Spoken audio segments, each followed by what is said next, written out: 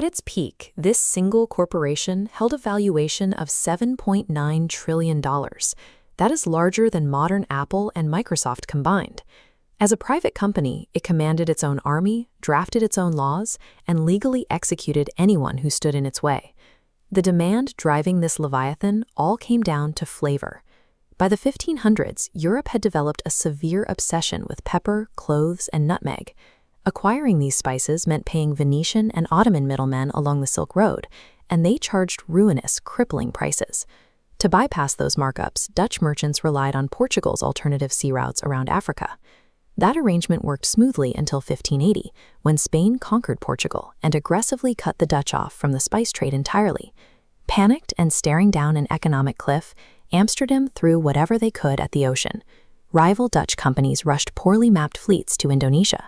Sailors died of scurvy, entire ships sank, and the desperate survivors engaged in a bidding war that drove prices up in Asia and crashed them back home. The Dutch government watched this free market chaos threatening their economy and intervened.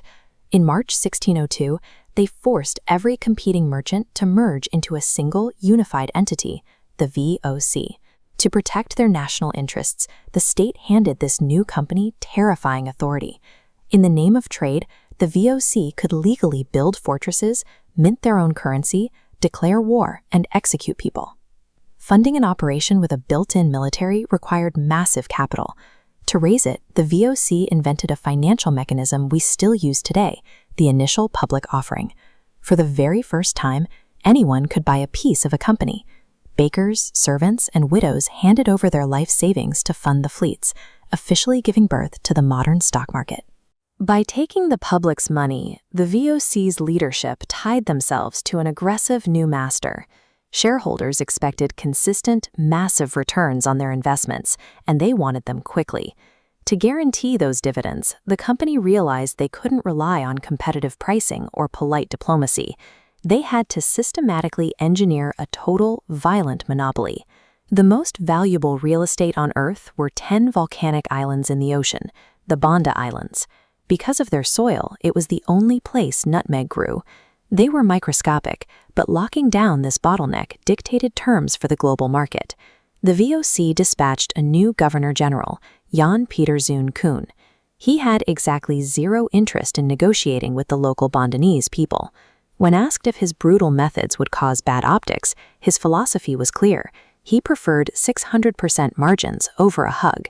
In 1621, Koen arrived with 1,600 soldiers and Japanese mercenaries to execute a takeover. They burned villages to the ground, hunted locals into the mountains, and publicly beheaded 44 village elders. To replace the dying local population, they imported enslaved people from Java to work the plantations. By clearing the islands, the VOC successfully removed all local leverage. They bought 10 pounds of nutmeg for a penny and sold it for $320. This intra-Asian trade loop shows how the VOC became a revenue engine. The goal? Stop relying on European gold.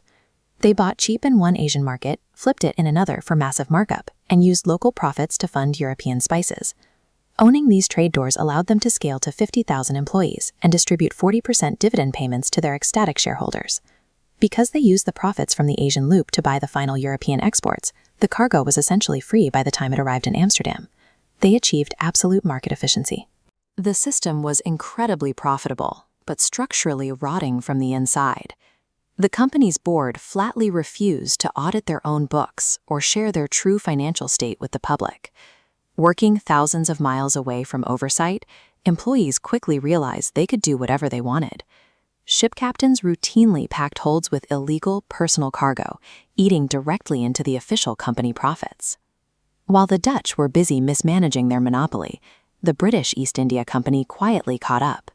They abandoned the volatile spice market to focus on Indian textiles and tea, commodities that proved far more lucrative for a leaner, faster-moving operation. Then came the final geographic breach.